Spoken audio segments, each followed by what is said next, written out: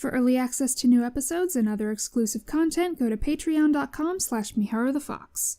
Hey guys, it's Miharu, and welcome back to SpyroCast. This is episode 42, and today I have a new guest. Introduce yourself. Hello guys, I am Muggonny. I am the host of the podcast SnarkCast. Our goal is to interview content creators across the internet, such as this one right here. You guys should totally check out that episode. She's the first guest we had on the podcast twice. Outside of podcasting, I also do open mic comedy. I am also a writer. I've dabbled a bit in video editing. Basically, if there's a project I really want to do, I'll focus my attention toward that. Nice. All right, well, you heard it here. This is the host of SnarkCast. I have been on that podcast a couple times now. They've both been really fun experiences, so definitely go give a listen to those. And now, what is your history with Spyro? Okay, so a lot of my relationship with Spyro is strictly nostalgic, and I think that's where most of the fandom comes from. I remember being like 6 years old, and I'd be sick from school. This is all the way back in kindergarten. That's how far back it goes.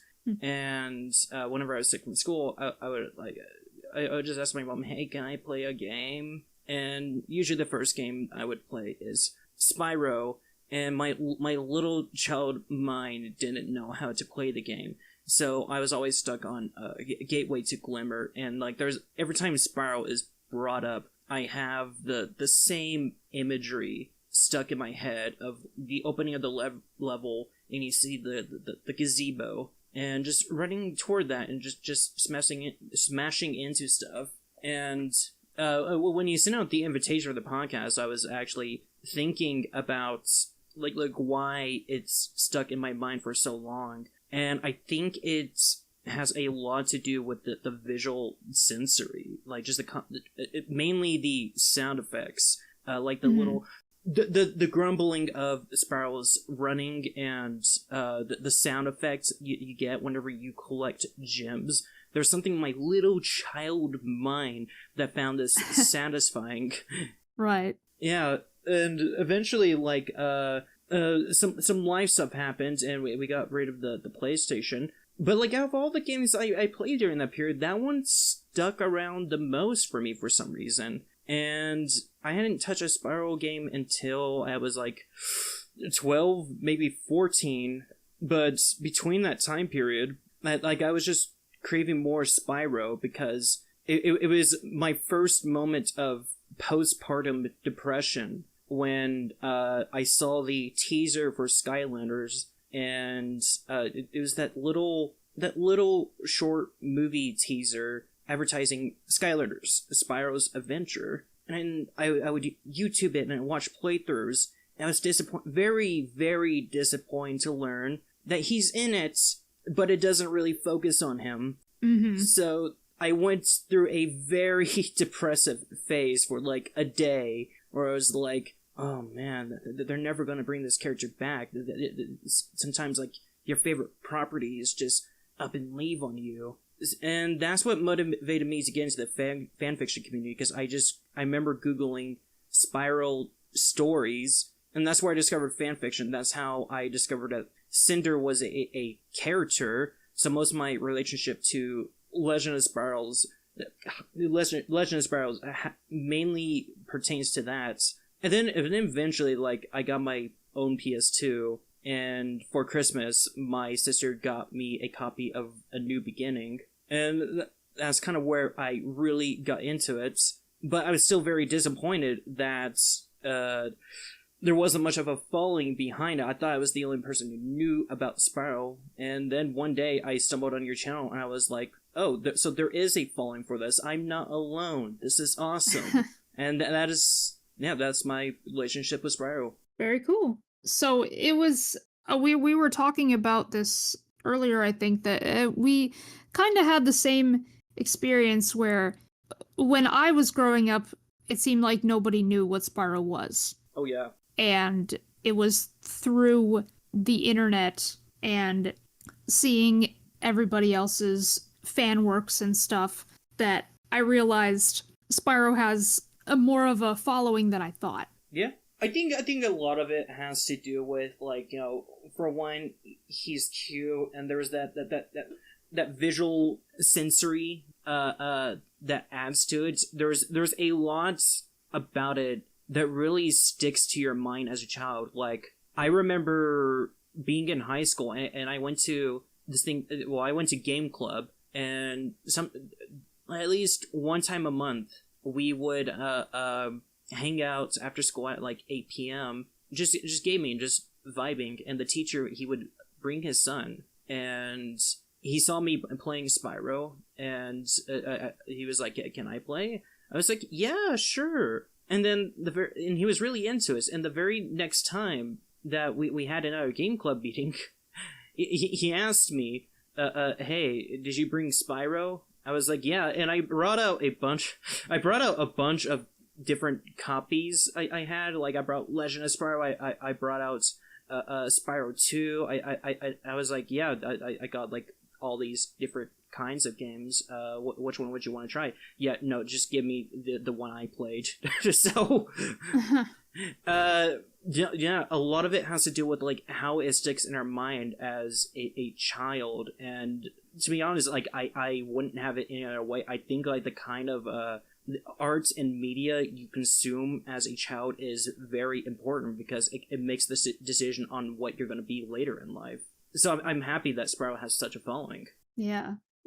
What would you say were your favorite and least favorite games?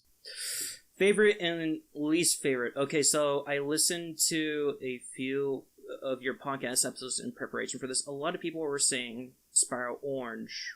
Yeah, I think I experienced those games at some point. It might have just been a McDonald's copy. I remember playing the game at a friend's house with the Game Boy, and it was just a level, just one level, where you play as either Crash or Spyro, and at the end there's a boss fight between Crash and Spyro, and then that's it. The game is over. I looked up the game in preparation for this podcast, and it looks nothing like how I remember, so I don't know what that is.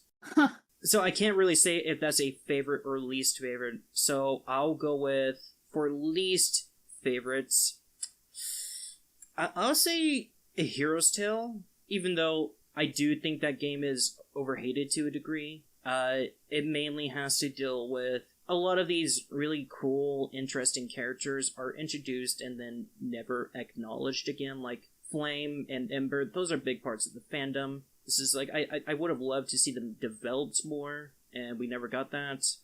I changed my mind. Enter the Dragonfly. Enter the Dragonfly is your least favorite? Yes, I was thinking of Hero's Tale, and that one just entered my mind, and I bought that for... I bought that one day just thinking I only ever played the Legend of Spyro games. I need classic Spyro in my life. So I asked my dad to drive me to GameStop. I got it. The first level was fun, and then I got to the second level, and it got boring real quick. The only thing I liked were the water physics, and that's it. Okay, that's fair. Yeah, also I found the glitch where you can just skip to the final boss fights, and that was it. Favorite game? Oh, that's a tricky one. I'm jumping between Legend of Spyro or Spyro 2. I'll just I'll just put a tie. I just put them for a tie. Spyro 2 and A New Beginning. Okay, Spyro 2 and A New Beginning. Two very different games. What do you like about those games specifically? I really like how A New Beginning is a take on the character. It helps that I experienced it so early, and that I experienced all the games growing up in a different way. My parents didn't just buy me Spyro 1, 2, and 3 in order. I had to seek out these copies myself. So having that experience and getting to play Legend of Spyro before I played the original trilogy, it really helped a lot. And Spyro 2 is like, my favorite is kind of like the differences between. It's the same character, just different games. If I want to play something for the sake of gameplay and just fun all around, I can go to Spyro 2. If I want something that's more, that I think is, or I was going to say sincere, I think both games are incredibly sincere in their approach. If I want something more story-based, something I can kind of identify with, I can go to the Legend Trilogy. And I think Legend Trilogy is kind of like a sign that I might be a skelly, because yeah, I identified with the characters more because they were dragons. So the main characters are dragons, and there is a tangible story that 14-year-old me can identify with and appreciate. Yeah, I was pretty into it. Awesome. That's cool. Yeah, I know that you say you have more of a connection to the Legend series. I mean, I can see your icon here is Cinder. So. Yes. Yeah. That my obsession with Cinder started out as a joke, and then when I realized that somebody made the joke, or they made the assumption that I was a skelly, and I was like, wait, what? No, I'm not. And that was because I had a Spyro icon at the time. I was like, okay, so having a Spyro icon means you're a skelly. Okay. And then actually, like, further consideration, I was like, well, I'm pretty much a furry, and I identify with anthropomorphic characters, or just animalistic characters in general. So, yeah, I think I'm scaly, and after that, I just owned up to it, and I just started calling Cinder my waifu.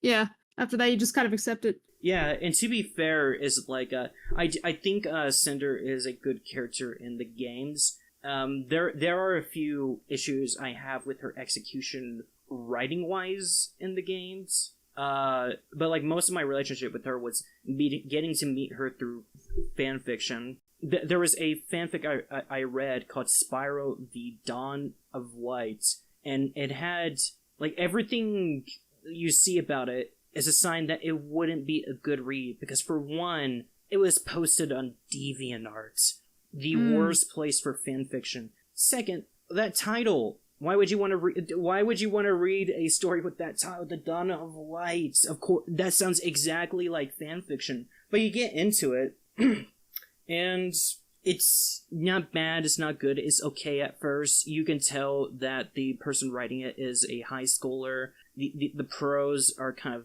bulky, and there's grammar mistakes everywhere. But he does this thing that's really clever, and he combines both the original trilogy and the Legend trilogy in a very natural way, and gives his own takes on all of the characters, including Flame and Ember. And it starts out as they're young, like teenagers, or not teenagers, but preteens.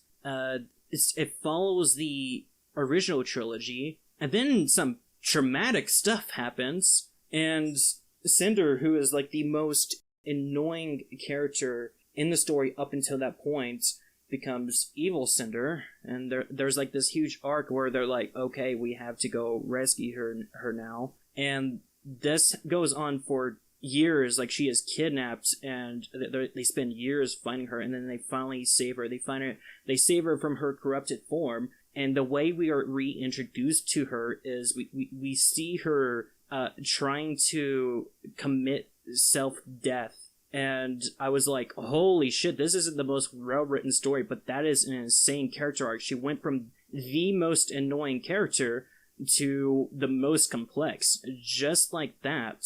And that's part of the getting to experience stuff like that in the fanfiction community is the reason why I'm kind of obsessed with her, because I have so many different interpretations of her. Yeah, that was kind of long and tangenty, but there's your answer. Okay. Well, yeah, no, I appreciate tangents. It's always good when people have more to share. Oh, yeah. The next question is, how do you feel about the idea of Spyro 4? What are your general thoughts on that? I have a lot of faith in Toys for Bob. They have proven that their approach works on more than one occasion. I believe it's been confirmed that they're pretty much working on it right now. I think it's been confirmed. the Twin Sanity trilogy was great. Nitro Fuel was great. Spyro Reignited was just a step in the right direction of the fandom. Like, you can tell they knew that there was a following behind Spyro, and they only wanted to make something for the fans. And I remember going through Twitter when that game came out, and a lot of people in the fandom were just coming out saying, "Hey, I had a part in this game." So it was so cool that they actually reached out to people who just really liked the character, and they're like, "Hey, want to help us with the game?" I like that. Spyro 4, I'm mostly wondering, just like, how are they going to bring it to the modern day? Reignited works because it is a remastering of the original trilogy, so we basically get to experience that game in a modern sense. I kind of have an idea on how they're going to approach it based on how Crash 4 was executed. So I just hope that don't moderize it too much. I think like modernizing older properties can really hurt it, but also not modernizing it at all will lose tension of the audience. Also, they better bring back Cinder. Like, absolutely everybody is asking them to bring back Cinder, so do it. If they did, how would you integrate her into the story? That's a good question. I've thought about like them just bringing her in. I didn't think about how they would integrate her into the story. So I'm just gonna improv it on the fly. Okay. Okay. So they go for like the typical Spyro style of it being level by level with the occasional cutscene. I would have her be a side character that you encounter every once in a while, or maybe if they need a villain of the story, they might take another Bianca approach and have like a villain turn to a friend approach. That would be very nice. I think that would actually satisfy a lot of fans. Obviously, I'm a shipper. I wouldn't demand them to ship the two together. Although it would be very nice. It would make me very, very happy. Maybe I would also have the option to make her a playable character, because Spyro 3, you gotta play as all sorts of different characters. It'd be very nice to get to re-experience Cinder in a more modern setting. So we know that Cinder is a big yes for you for the next Spyro game. Yes. Is there anything else, the most important things that you think the game should have? I wasn't expecting so many hard-hitting questions. Goddamn. Oh, okay. Obviously, I want Toys for Bob to stay in touch with the fandom, know what the fans want, and I kind of hope that Reignited didn't set them with the expectations. It's like, oh, you have to deliver on what we want.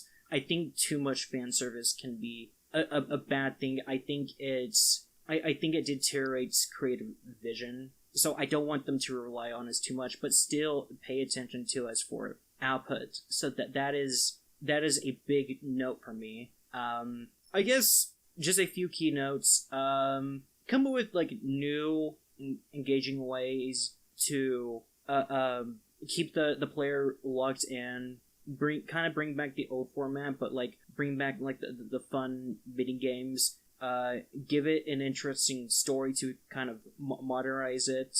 I like what Crash 4 did, where the story felt linear, yet there's still a sense of the old Crash Bandicoot in it. And I had one more thing to say, but it's gone in the void. So I think that's it. Just oh yeah, sound design. Yes. Give us good sound design.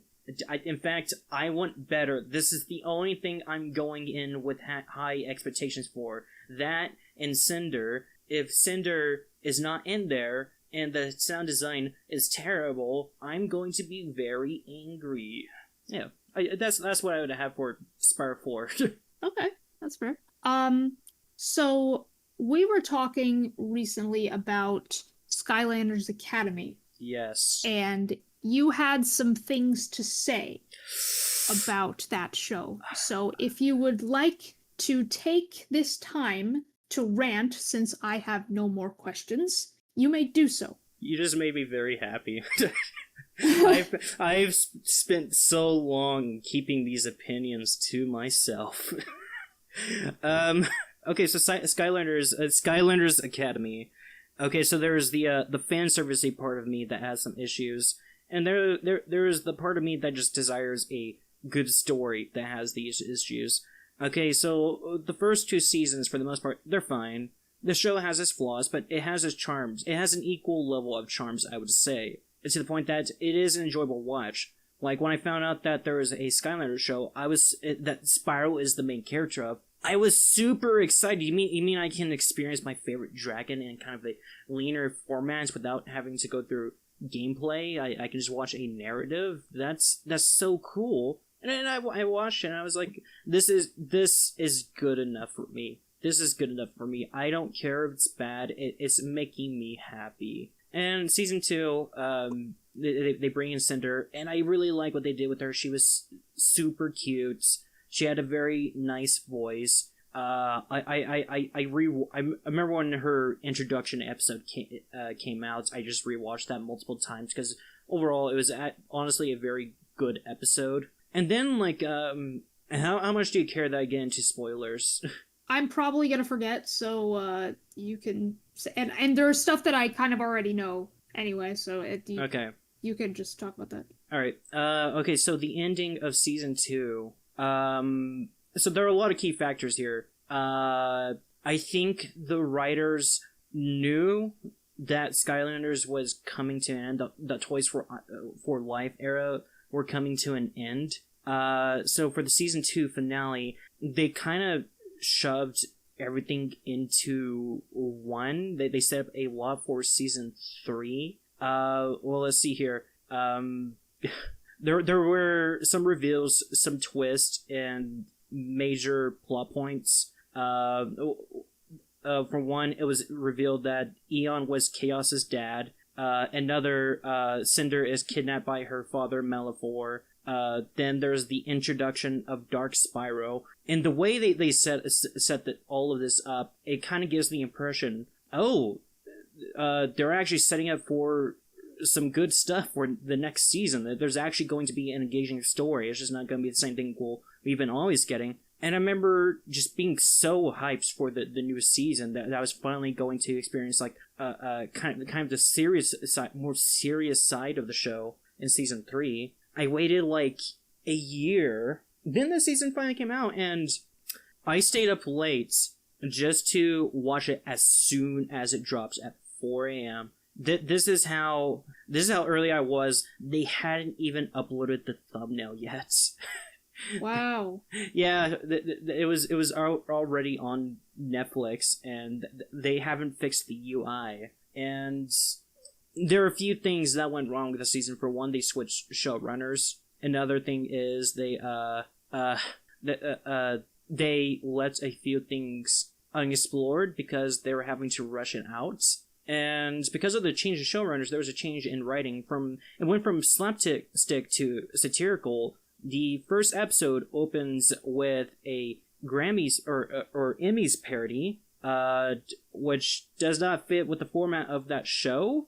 Yeah. And the whole concept of the Skylanders is they're this big heroic team, and so when Cinder gets kidnapped, you imagine they would go, okay, we have to go rescue her because now she's a key plot point to this season. That's what they were setting it up as. And Dark Spyro just goes back to the Skylanders, and they're like, yo, you got a new look? He's like, yeah, what happened? I had a big heroic journey, and Cinder saved me, so we can just forget about her. She's doing fine, or whatever. It's like, wait, they just shoved her into the background after setting up all that with her? That was, fan service aside, that was legitimately interesting. You don't want to dive deeper into that? Yeah, man. So some things happen. Dark Spyro it's revealed that Dark Spyro has a few cool powers, and they continue to not explore that until the final episodes where they have to go, okay, Stealth Elf goes, I think Dark Spyro is evil. And she finds out, oh my god, he's evil. And then Dark Spyro happens upon her when she finds out he's evil, and she defeats him instantly. Like, okay, this is like, it was revealed that he's very powerful. How did you do that? And the way they cure him, like, my memory is vague, but I remember they give him a potion, he burps, and then he turns back to normal, and it just separates Spyro from Dark Spyro. I do remember that, yeah. And it does, okay, to the show's credit, it leads to this very cool cinematic fight that was semi worth it. And then they go, okay, we got to save Cinder because she's relevant to the plot, because she has these telepathic powers that were not introduced in previous seasons. And they go to Malefor's realm, and Malefor is suddenly like overpowering them, even though they ganged up on him in season 2 and defeated him easily. And they rescue Cinder, and the final episodes were honestly very nice. Just the whole season in of itself was a cluster of a mess. Yeah. I have never been so disappointed in a TV show. And I watched You as a Monkey, and that one was kind of disappointing. But yeah, that is my rant for Skylanders Season 3. There is a continuation made by a fan. I would have to look up his name, but he is animating Season 4 because the way Season 3 ends off is Spyro goes out to find his parents, and I guess there's just like this fandom desire to further explore that, and it's fine. It's the animation is not all that great, and the voice acting, you can tell they just hired whoever sent their voice to him, because I'm pretty sure Cinder is voiced by a preteen. Oh, I kind of want to look this up. You gotta send this to me after. Yeah, I will. It's serviceable if you're just looking for that Spyro niche. It's worth it for the fan service. Very nice. Well, I'm glad that somebody continued it. Yeah, like even though this is like, I don't think it's the most amazing thing ever. It's like, I'll happily support it. I love like supporting like fan creations, especially if it's promised to be a fully animated series. Yes, fan animations, no matter what the quality, like, it always deserves to be appreciated. Honestly, I just appreciate that. Even though I never really got to experience Skylanders, I played like a little bit of it, and I was like, this is fun, but it's not for me. It is sad to see that it went away just like that, and it's very nice to learn that there's still a fandom behind it. Yeah. And you're into more of the fanfic side of things, obviously. Back in the day when Legend was still new, do you remember any like really good fanfics from back then? I don't think I read any good fanfics until like I met a friend who gave me a bunch of recommendations, and that was in high school. Like I was primarily in the fanfiction community when I was 12, and I was stay up late on a school night until like 4 a.m. just reading a story, just because it was that easy to get me engrossed. And my memory on a lot of them are kind of vague, but I can't remember the name of it, but there was this one I was enjoying where it was a continuation of Dawn of the Dragon, and just explores Spyro's and Cinder's life until after that, and there were some cool plot things set up, like there is a bigger evil than Malefor. It's Malefor's master that is trying to come back, and Malefor is somehow alive again. I don't think it's explained, and whenever the big evil shows up, there's actually a really intense arc where he proves that he is so much stronger than the two of them, and he forces Cinder into stone. And what he actually did to her was send her to kind of this alternate dimension that is a hellscape, and she was really only in stone for a few minutes, and she was in the other dimension for years, and she was pregnant with like Spyro's egg at the time, so she's forced to like give birth in that dimension. Oh my god. Yeah, and there's actually a really graphic scene of it, but like it manages to be like very intense because like she's surrounded by like these weird demon things, and she has to give birth to an egg, and she has to do things like actually hold her tongue to prevent her from screaming. It's actually terrifying. What is this even Spyro anymore? Like, what's happening? I know, and she's just forced to raise the kid there, and I don't know why, but I just stopped reading after she was freed and Spyro meets his son. But I don't know if it's good from memory, but I just remember just little me being so engrossed. And then when I met my friend in high school, he recommended some fanfics that were actually pretty good. He recommended Dawn of Light, and I would have to look them up. There was Resurgence, which does the same thing Dawn of the Dragon does. It explores Spyro and Cinder after Dawn of the Dragon. By that I mean it actually takes place after the events. Like Cinder has to actually carry Spyro's unconscious body from the center of the Earth, and just that whole journey. That whole journey in of itself was really interesting. And when they get back, it introduces these new characters, these OCs, who are legitimately interesting OCs, and they become friends. It kind of turns into a little bit of Harry Potter in a way, just kind of young adult fiction in a way, but in the fun sense, where you get to see some world building, you get to see the city of Avalar. They explore that. There's this really interesting character. I think he's a light dragon, where his some orcs evade his village, and like his entire family is pretty much dead, and he just goes join Spyro, and it's actually a really engaging read. And they explore like the dark Spyro concept, and they give, I don't think it's a name given in the games. Convexity is what they call it in the fic. Convexity, yes. Yes, they explore that, and that Malfoy is pretty much confirmed dead at that point. But they bring in a new villain, where apparently there is this realm of purple dragons, and they're actually all like related to him in a way, and they're the big villains, and it's kind of a Voldemort situation where they're all about power. And I remember the fanfic just ending with like this really cool scene where it's like the